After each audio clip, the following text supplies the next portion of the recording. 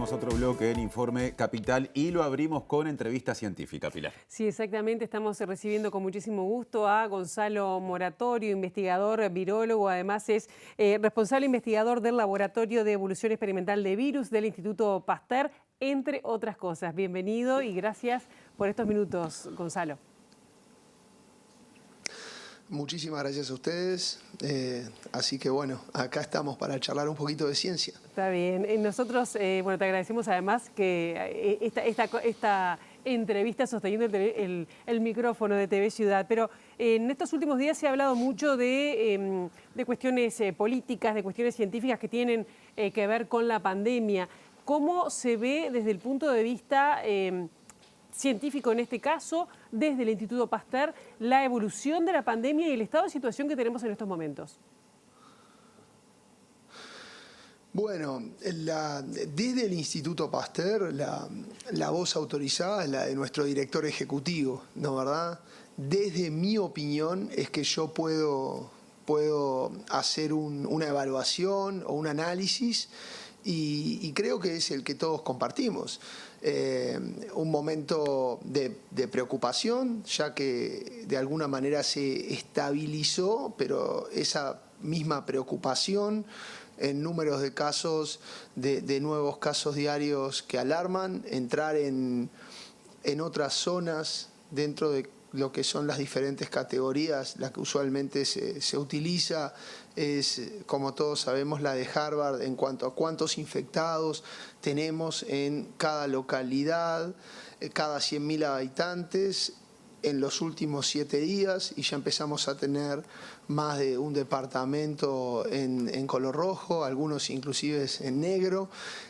O sea que es de preocuparse, es de ojalá poder volver a respetar a este virus, el consolidar las medidas que fueron tan eficientes al principio de la pandemia, el trabajar junto a las herramientas que conocemos, tanto farmacológicas como no farmacológicas, por eso les decía las medidas, para intentar de alguna manera seguir esperando la llegada de las vacunas y, por sobre todas las cosas, entender que la llegada de las vacunas no quiere decir otra cosa que no sea seguir comportándose con estas medidas, ya que el proceso va a ser gradual y lento para poder inmunizar a toda la población.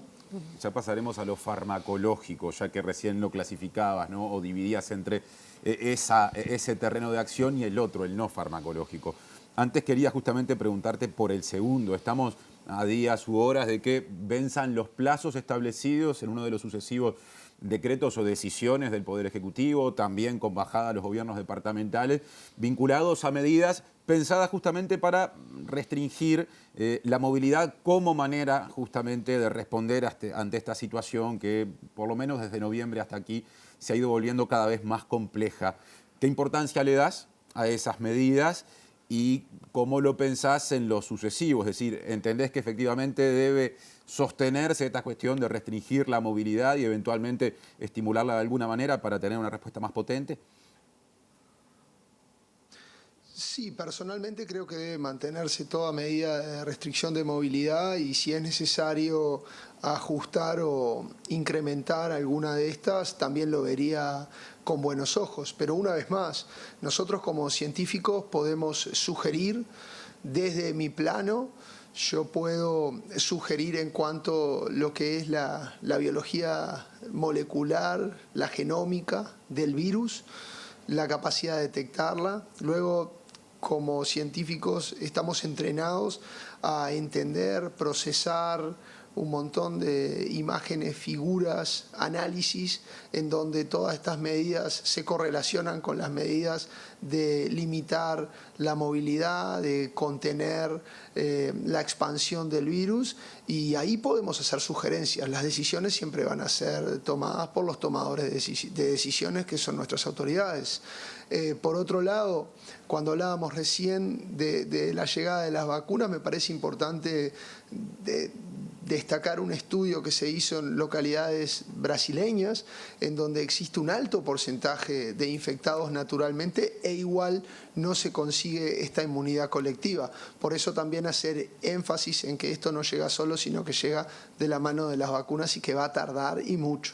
Claro, hay distintos tipos de vacunas que están sobre la mesa a nivel mundial. Todavía no se sabe exactamente cuáles van a llegar acá a nuestro país, pero ¿cómo se logra esa inmunización masiva que, bueno, en algún momento te has expresado que te desvela cómo hacer ese plan de vacunación y lograr esa inmunización a nivel de la población, sabiendo además que hay población prioritaria para bueno, atender en primeras instancias?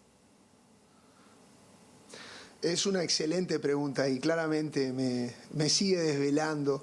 Si el Uruguay tuviese la oportunidad, que no es lo que va a pasar, de poder tener todas las dosis necesarias para vacunar a la población, yo creo que el Uruguay podría hacer un plan que claramente sería modelo a nivel mundial de poder inmunizar, de poder vacunar a toda su población en 1 o 2 días. Eso requiere una logística tremenda, pero el primer cuello de botella, el primer problema que existe ahí es que las dosis vendrán de formas acotadas, porque todo el mundo está esperando sus vacunas, porque estamos siendo testigos de la campaña de vacunación más grande en la historia de la humanidad.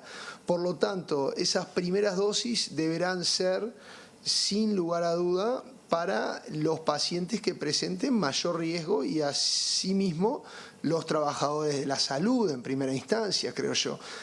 El riesgo de fallecer por esta enfermedad en pacientes, por ejemplo, que son dializados, es el primero entre todos los diferentes tipos de comorbilidades. Por lo tanto, esa va a ser una población muy importante a vacunar. Lo mismo los trabajadores por ejemplo, residenciales, en adultos mayores y los propios médicos y trabajadores de la salud, que son la primera línea de defensa. Ahora, ¿cómo podemos hacer que las vacunas puedan ir más rápido que esta velocidad demencial del virus? Es una pregunta que sí, que me desvela y que creo que todos tenemos que intentar diseñar un plan logístico que pueda de alguna manera mostrar que el Uruguay puede. Ahora, más allá de la logística, pensando en otros cortes para determinar, ya que no habrá de arranque dosis para todas las personas, para toda la población, ¿a qué públicos priorizar? ¿Qué importancia le das a la variable territorial? Te pregunto esto especialmente porque en las últimas semanas algunas personas con cargos de responsabilidad política en departamentos fronterizos con Brasil, por ejemplo Richard Sander, el intendente de Rivera, han hablado de priorizar a las poblaciones de departamentos que tienen frontera y en particular frontera seca con fenómenos de ciudades binacionales como pasa en el conjunto Rivera-Santana do Livramento. ¿Entendés que esa puede ser para casos específicos también una variable a combinar con edad, patologías, grupo de riesgo o profesión?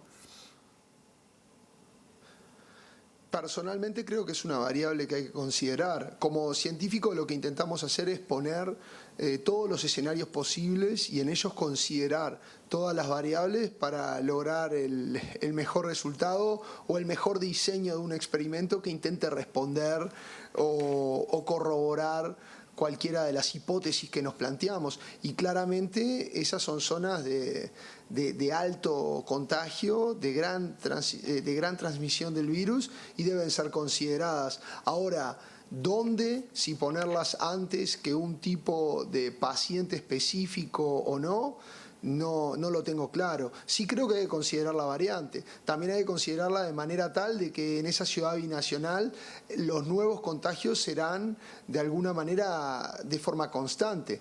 Por lo tanto, el plan ahí tal vez también puede implicar un cerramiento o de alguna manera un cuidado de los pobladores que sí van a ser vacunados con respecto a ese libre tránsito. Pero acá nada más estoy pensando en voz alta. Sí creo que es una variable que hay que analizar, pero una vez más no la pongo por sobre pacientes en diálisis, no la pongo por sobre personal de la salud. Sí creo que el personal de la salud en esas zonas, en esas localidades, debe ser priorizado frente a otro personal de la salud de otros departamentos con mucho menor contagio, por ejemplo, pero es la discusión que estamos teniendo, ¿no? Claro, Gonzalo, yo te quería preguntar con respecto a esa inoculación masiva que decís, o ese plan de vacunación que tendría que ser masivo y que Uruguay podría llegar a ser un caso modelo. Acá se está planteando que la vacunación sea voluntaria.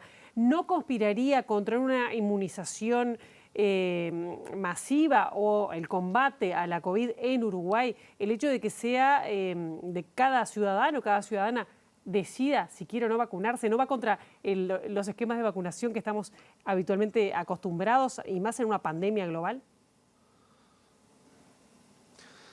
Y es una lectura, pero por sobre hacer obligatoria la vacuna, confío en cuán ilustrados somos los uruguayos, los orientales, y que siempre existen movimientos negacionistas, en este caso movimientos, por ejemplo, antivacunas o demás, que creo que en gran mayoría vamos a poder demostrar, y particularmente yo no haría la vacunación obligatoria, sino que estoy seguro, y creo que existen encuestas, vos me podés guiar tal vez un poco mejor, y que es altamente favorable, los porcentajes son muy significativos de personas que dicen que sí, que se vacunarían en contra de las personas que no, ¿no? Gonzalo, ya nos tenemos que ir, pero para una respuesta lo más breve que se pueda, en un escenario en el que se habla de distintas posibilidades de vacunas, y en Uruguay de momento no hay información oficial porque las negociaciones se manejan bajo reserva.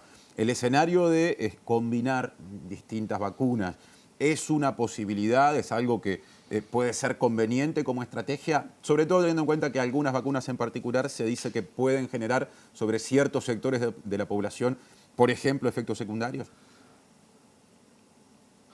Sí, el escenario es conveniente. Hay que pensar que, una vez más, 8.000 millones de seres humanos están esperando la vacuna y que no va a ser posible seguramente adquirir una única fórmula.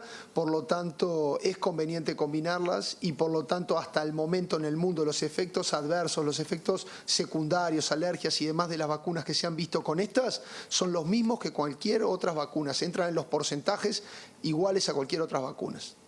Gonzalo Moratorio, muchas gracias. Pilar, nos despedimos. Nos despedimos. Que pase bien. Gracias por estos minutos.